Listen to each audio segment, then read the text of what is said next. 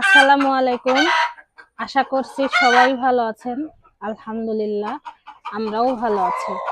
আমার আঙিনার পাশে একটুখানি তো জায়গা আছে, সেখানে নিজে থেকেই একটা করলার গাছ হয়েছিল। তো আমরা ভেবেছিলাম যে হয়তো করলা গাছ নষ্ট হয়ে যাবে। তো দেখুন, অবশেষে দুইটা করলা ধরেছে।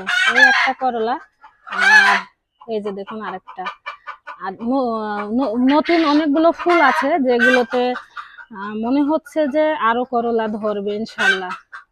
তো বর্ণমালার বাবাকে কয়েকবারই আমি বলেছি যে এটা একটু ছোট মাচা করে দাও, আসলে সময় পাচ্ছে না। আর আমিও ওরকম ভাবে একা একা মনে হচ্ছে পারবো না।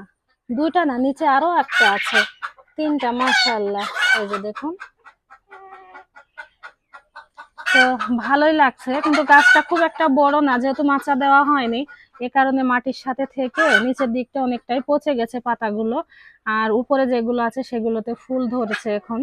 আমি কয়েকটা কঞ্চি দিয়ে দিয়েছি আর কয়েকটা পাটকাঠি, দেখা যাক শেষ পর্যন্ত গাছ কি অবস্থায় থাকে।